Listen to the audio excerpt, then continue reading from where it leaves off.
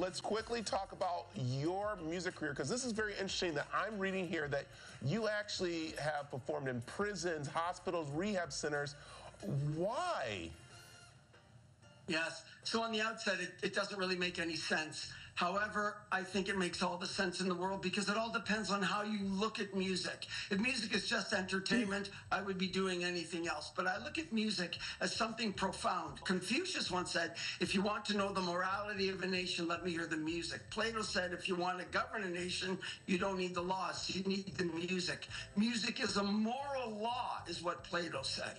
So I'm looking at these things and I think music is profound. When I go and play in the prison, you use beauty to uplift them. I bring world-class soloists, violinists, cellists, singers that can solo on any stage in the world. And just to give you an example of the impact, we were playing for 300 kids that were tried and convicted as adults. These are 15-year-olds that are going down for 30-plus years.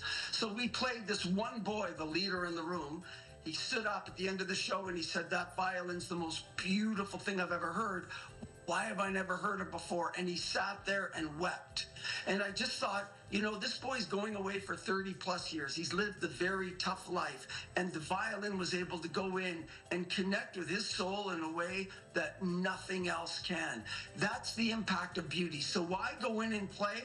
I'll go in and play all day long for those who are marginalized, those who are hurt, you know, those who society's easily, you know, forgotten.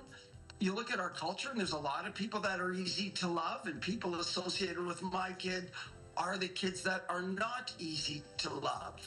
Eric, this is a great story. Tell me a little about My Kid and what got you involved. Sure. My Kid is mentally ill kids in distress. First of all, I want you to know that I personally invested in this because my eldest son 4.5 years ago took his life.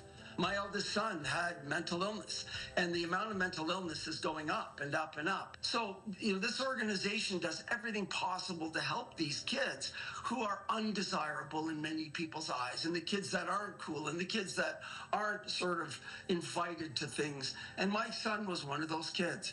And so I just thought, you know, we do all we can. So this organization is a wonderful organization that does all they can to help those kids that are easily forgotten. Yeah, wow, this is so amazing that you're stepping up and doing this. And I want to change gears a little bit.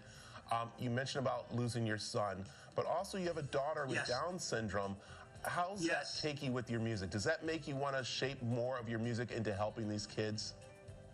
Yeah, that is such a great question. Absolutely. So a little bit about my daughter. So my daughter has Down syndrome. She'll, in you know, sort of in the eyes of many, she'll never really do anything cool. She's not the one that people come and invite and so on, but my daughter's awesome. So I go and play in prisons and my daughter will sing, and I mean, she doesn't sound good, you know, but she sounds amazing.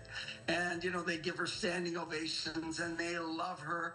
But yes, you really learn, you know, nobody comes to invite my daughter for coffee or do any of that, or she's not one of the clique or one of the crowd. And as her father, you know, I have the constant worry of how am I going to provide for my daughter when I'm gone and she's here, right? So there's this constant concern.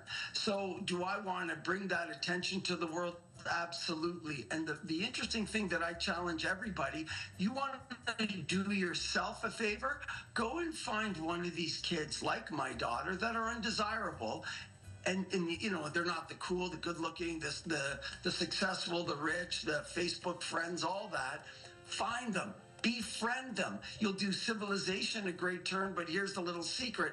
You'll do yourself a great turn. I love it. Eric, this is such a great event happening on September 27th. Where can people find tickets? So please connect with My Kid, look them up online and call them and arrange to have tickets. But I will be bringing, you know, of the best violinists and cellists in the country. It's going to be a night of humor. It's going to be a great, great night. So please come. I love it. Hey, information is right on the screen. Also, it's over on the CW7AZ.com website. Eric, I thank you for joining this morning, and I'll tell you, it's a great thing you're doing. Thank you. Thank you. Great to be with you today.